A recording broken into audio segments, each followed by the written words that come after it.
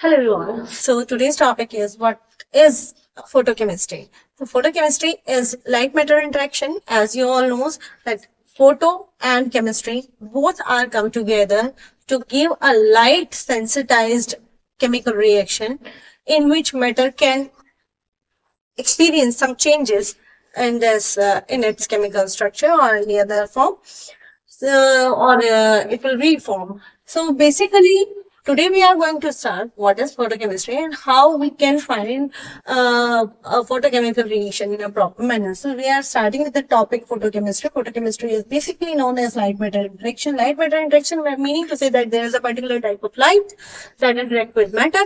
The matter gets excited and it provide a particular type of reaction. ठीक है, अब इस टॉपिक को हमें एनहांस करना है दैट किस तरह से लाइट मैटर इंटरेक्शन होता है. So about this we have to understand the two things, what is light and what is matter. So light is basically, आप जानते हैं, वेव होती है जिसकी एक पर्टिकुलर वेवलेंथ होती है, उसका वेव नंबर होता है. ठीक है, there are so many types of wave is जो light है that is a source of energy for a molecule. So एक यहाँ पर एक मैटर है, उसके ऊपर जब लाइट आती है, इंसिडेंट लाइट इसको कहते हैं, जिसके वो इससे टकराती है, टकराने के बाद समवट अमाउंट ऑफ एनर्जी जो है वो इसमें ट्रांसफर करती है, मीनिंग टू से एब्जॉर्ब हो जाती है, कुछ वापस से रिफ्लेक्ट हो जाती है. ठीक है, जो अमाउंट ऑफ एनर्जी एब्जॉर्ब होती है वो वहां पे क्या चेंजेस क्रिएट करती है, that comes under photochemistry. Now what is light and what is matter. So light क्या है, दैट्स एन एनर्जी सोर्स. ठीक है, रेडिएशन की फॉर्म में है, रेडिएशनल एनर्जी सोर्स है. ठीक है, लाइट के अंदर कुछ पैरामीटर्स है, जैसे लैम्डा है आपका, वेव, ठीक है, वेव नंबर है, फ्रीक्वेंसी है और आपका एम्पलीट्यूड है. ये कुछ ऐसे पैरामीटर्स हैं जिनको आपने पहले भी पढ़ा है. ये डिजिग्नेट करते हैं कि वो जो लाइट है वो किस एनर्जी अमाउंट के साथ या कितने क्वांटा की एनर्जी, पर क्वांटा कितनी एनर्जी कैरी करती है. ठीक है, ये उसके पैरामीटर्स हैं. दूसरी तरफ है मैटर. मैटर जिसके अंदर ऑब्वियस सी बात है एटम होगा, और एटम के अंदर बहुत सारी चीजें है ना. सो बेसिकली हम किसकी बात कर रहे हैं, हम बात कर रहे हैं कि मैटर के अंदर जो एटम है, उस एटम के अंदर की जो प्रॉपर्टीज है उसमें कौन कौन से, हमारा अल्टीमेट जो पार्टिकल है दैट इज इलेक्ट्रॉन, हम उसमें इलेक्ट्रॉन्स में जो एटम और मॉलिक्यूल है उनकी एक्साइटेशन की बात कर रहे हैं. सो हमारे पास अल्टीमेटली मैटर के अंदर क्या होता है, मॉलिक्यूल होता है ना. सबसे स्टेबल यूनिट हमारे मॉलिक्यूल होता है, एटम नहीं है, एटम अनस्टेबल. ठीक है, वो जब तब बनेगा जब मॉलिक्यूल उठेगा. ठीक है, मॉलिक्यूल हमारी सबसे स्टेबल यूनिट है. मॉलिक्यूल के अंदर 4 तरह की एनर्जीज होती हैं. ये टोटल जो 4 तरह की होती है, एक होती है ई ट्रांसलेशनल, दूसरी होती है ई वाइब्रेशनल, तीसरी होती है ई रोटेशनल और चौथी होती है ई इलेक्ट्रॉनिक. ठीक है, सो बेसिकली जब हम बात करते हैं 4 तरह की एनर्जी की, translational, vibrational, rotational and electronic energy. So when a molecule is under in matter form होता है, जब वो स्टेबलाइज होता है, उसके पास कोई क्या कहते हैं एक्सटर्नल एनर्जी नहीं होती, वो अपने सबसे ज्यादा ग्राउंड स्टेट पे होता है. ठीक है, दैट ग्राउंड स्टेट, उसके मॉलिक्यूल के अंदर कुछ एनर्जीज जो है वो रेस्ट फॉर्म में होती है. ठीक है, उसमें ट्रांसलेशनल है, वाइब्रेशनल है, रोटेशनल है और इलेक्ट्रॉनिक है. ठीक है, इन फोटोकेमिकल इरेडिएशन, पहला क्वेश्चन है आपका, इन फोटोकेमिकल इरेडिएशन कौन सी मॉलिक्यूलर एनर्जी जो है वो एक्साइट होती है मॉलिक्यूल की. The answer is that is electronic excitation. Electronic excitation कौन से वाला होता है. So we know that molecule मतलब कौन सी थ्योरी है मॉलिक्यूल पे, मॉलिक्यूल पे है molecular orbital theory. Molecular orbital theory के अकॉर्डिंग हर एक बॉन्ड के, या नॉन बॉन्डिंग में है तब भी, हर एक इलेक्ट्रॉन के पास ना 2 पोजीशंस होती हैं. एक होती है उसकी होमो पोजीशन जो कि लोएस्ट एनर्जी पे होती है, एक होती है उसकी ल्यूमो पोजीशन जो कि हाईएस्ट एनर्जी. तो हम कहते हैं highest occupied molecular orbital, this is lowest unoccupied molecular orbital. So दोनों ऑर्बिटल एसोसिएट होते हैं with that particular मॉलिक्यूल, ठीक है, उसके अंदर पर्टिकुलर इलेक्ट्रॉन की। So if light falls on a molecule, like यहाँ पे एक मॉलिक्यूल है, ठीक है, मॉलिक्यूल है, मॉलिक्यूल्स के अंदर हम कोई भी मॉलिक्यूल कंसिडर कर सकते हैं यहाँ पे। Suppose we are considering diatomic molecule, ठीक है, दो आइटम्स हैं इसके अंदर, डायटोमिक मॉलिक्यूल हमने कंसिडर किया। This diatomic molecule when irradiated with a light, the bond gets excited, ये जो बॉन्ड है ये एक्साइट होगा। इस बॉन्ड के अंदर bond, there is two type of orbitals जिनसे ये बॉन्ड जो है वो बना किससे, वो बना है हमारे दो तरह के ऑर्बिटल्स से बना है, that is one is homo, other is LUMO. तो ल्यूमो खाली है, होमो फिल्ड है। अगर लाइट इरेडिएट करती है तो जो होमो का इलेक्ट्रॉन है वो मूव कर जाता है ल्यूमो में।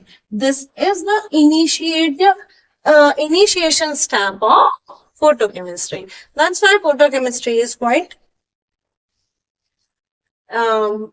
different from thermal chemistry. अच्छा, यहाँ पे एक और क्वेश्चन आता है, why we are saying that thermal chemistry अलग होती है और photochemistry, because photochemistry में one molecular radiation से ही reaction initiate हो सकती है और फिर वो huge जो है चेन क्रिएट कर सकती है। In case of thermal there is no bar about no limit about the excitation of molecule। वहां पे क्या होगा, टेम्परेचर रेज होगा, टेम्परेचर रेज होगा तो दोनों कंडीशन है। ये तो हुआ आपका इरेडिएशन ऑफ, तो मतलब दो कंडीशन है। एक तो हमारा ये कंटेनर, इसके अंदर बहुत सारे मॉलिक्यूल्स हैं, ठीक है, बहुत सारे मॉलिक्यूल्स हैं। ये मॉलिक्यूल्स जब हम इनको हीट करते हैं, हीट करने के बाद क्या होता है, दीज मॉलिक्यूल गेट्स एक्साइटेड, इनकी काइनेटिक एनर्जी बढ़ती है, काइनेटिक एनर्जी बढ़ती है तो इनके ट्रांजिशंस जो है ट्रांसलेशनल एनर्जी बढ़ती है। वो कैसे बढ़ती है, क्योंकि यहाँ पे क्या होगा, जब टेम्परेचर रेज करेगा, इंक्रीज होगा टेम्परेचर, तो काइनेटिक एनर्जी इंक्रीज हो जाएगी। काइनेटिक एनर्जी इंक्रीज होगी तो मॉलिक्यूल्स के कोलिजन इंक्रीज हो जाएंगे, कोलिजन इंक्रीज हो जाएंगे तो मॉलिक्यूल्स एक दूसरे से जोर जोर से टकराएंगे। टकराने की वजह से इनकी एनर्जीज में डिफरेंस आएगा। That difference can create translation of molecule, vibration of molecule and rotation of molecule. ये तीनों एनर्जीज जो है वो थर्मल में इंक्रीज होती है, थर्मल, ठीक है। अगर आपको चाहिए कि इलेक्ट्रॉनिक एक्साइटेशन में, अब यहाँ पर हम बात कर रहे थे सिस्टम के अंदर थर्मल एनर्जी की, थर्मल एनर्जी के लिए हम मल्टीपल मॉलिक्यूल का कोलिजन जरूरी है कि मल्टीपल मॉलिक्यूल कोलाइड करेंगे, उसके बाद में उनकी एनर्जी दे सकती है। जबकि जो हमारी फोटोकेमिकल एनर्जी है वो सिंगल मॉलिक्यूल से स्टार्ट हो सकती है। सिंगल मॉलिक्यूल है, ये रेडिएट होता है लाइट से, ठीक है। लाइट जो है वो एब्जॉर्ब होती है, एब्जॉर्ब होने के बाद क्या होता है, मॉलिक्यूल जो है वो एक्साइटेड हो जाता है, एक्साइटेशन हो जाता है, उसमें एक्साइटेड हो जाता है क्योंकि उसकी इलेक्ट्रॉनिक इंक्रीज होती है, इलेक्ट्रॉनिक एनर्जी इंक्रीज होती है। तो जो इलेक्ट्रॉन जो इसका होमो इलेक्ट्रॉन है वो ट्रांसफर हो जाता है किसमें, ल्यूमो में, और ल्यूमो में ट्रांसफर होने के बाद वो क्रिएट करता है चेंजेस, ठीक है। Once the electronic excitation has on in a single molecule, उसके बाद इसकी जो जनरेटेड स्पीड होगी वो फर्दर मॉलिक्यूल्स में जो है एनर्जी प्रोवाइड कर सकती है। Huge amounts of energy when passed to single molecule, this comes under photochemical reaction. And in multiple molecules अगर जो है इलेक्ट्रॉनिक एक्साइटेशन किया जा रहा है, ठीक है, so there is 3 different type of energies associated in thermal irradiation. So thermal में और फोटोकेमिकल में सिर्फ एक मॉलिक्यूल चेंज जो है वो ह्यूज एनर्जी आउटपुट दे सकता है, जबकि थर्मल में आपको पहले एनर्जी ज्यादा देनी पड़ेगी, उसके बाद आपको चेंजेस क्रिएट होते हुए देखेंगे। This is the basic difference between the two. So okay, basically activation of molecules in both cases, activation of molecule will be handled. इस केस में जो है होमो टू ल्यूमो होगा, यहाँ पे एक्साइटेशन का डिफरेंट पैटर्न है, जबकि यहाँ पे एक्साइटेशन का डिफरेंट, क्योंकि यहाँ पे मल्टीपल मॉलिक्यूल्स जो है कोलाइड होंगे तो उनके बीच में रिएक्शन होगी। यहाँ पे जो इनिशियल मॉलिक्यूल है वो रिएक्शन स्टार्ट कराएगा, लेकिन इसका जो प्रोडक्ट बनेगा, इसका एक्साइटेशन के बाद जो प्रोडक्ट बनेगा वो फर्दर, वो और उससे निकली हुई अमाउंट ऑफ एनर्जी जो है वो फर्दर रेडिएशन के लिए फर्दर मॉलिक्यूलर एक्साइटेशन के लिए रिस्पॉन्सिबल है। ठीक है ना। बेसिकली इलेक्ट्रोमैग्नेटिक रेडिएशन के अंदर बहुत सारे टॉपिक्स हैं। सो हम पहला टॉपिक जो है बियर लैम्बर्ट लॉ उसको छोड़ देते हैं स्पेक्ट्रोस्कोपी के पार्ट में। ठीक है। सो पहले 3 लॉज हैं जो फोटोकेमिस्ट्री को गवर्न करते हैं। those three laws are Beer-Lambert law,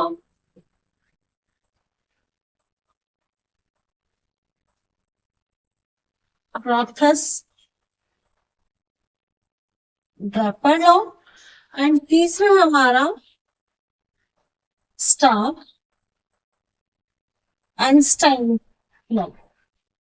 So there is basically 3 laws of photochemistry. So first one is Beer-Lambert law in which हम ये कहते हैं कि कितना absorbance कितने टाइम तक मॉलिक्यूल से इरेडिएट करेगा तो कितना उसके अंदर एब्जॉर्ब होगी लाइट। ठीक है। और जो लाइट एब्जॉर्ब होती है ना केवल वही यहाँ पे रिएक्शन के लिए रिस्पॉन्सिबल होती है। This is called the Rothfuss-Draper law. ठीक है। केवल एब्जॉर्ब लाइट ही रिस्पॉन्सिबल होती है फॉर एनी केमिकल चेंज। और तीसरा जो लॉ है वो है हमारा Stark-Einstein लॉ जो कहता है one quanta can initiate reaction in one molecule only. So we know that जो हमारा फोटो बीम आ रहा है that is composed of so many energy particles called each particle is containing an amount of energy is equals to h nu। तो h nu वाला एक h nu जब एक मॉलिक्यूल से स्ट्राइक करेगा ये एब्जॉर्ब तभी होगा जब मॉलिक्यूल के अंदर जो बॉन्ड प्रेजेंट है उनकी जो एनर्जी है और जो क्वांटा की एनर्जी है वो रिलेटेबल होगी। ठीक है। वो एक दूसरे को बॉन्ड को एक्टिवेट करने के लिए सफिशिएंट होगी केवल तभी एब्जॉर्ब होगा अदरवाइज ये यहाँ से चला जाएगा। ठीक है। सो इसके लिए हमें एक्टिवेशन एनर्जी चाहिए।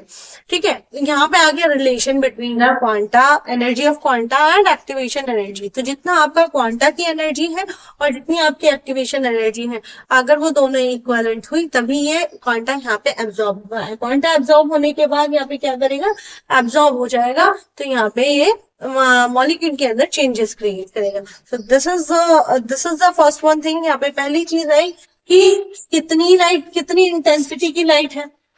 ठीक है। जो मैटर के ऊपर आ रही है। दूसरी चीज आई है कि अगर कोई एब्जॉर्ब होगा तो तभी वो केमिकल रिएक्शन को प्रोसीड करेगा। और तीसरी चीज है एक क्वांटा से एक ही मॉलिक्यूल को एक्साइट करेगा दूसरे को नहीं करेगा।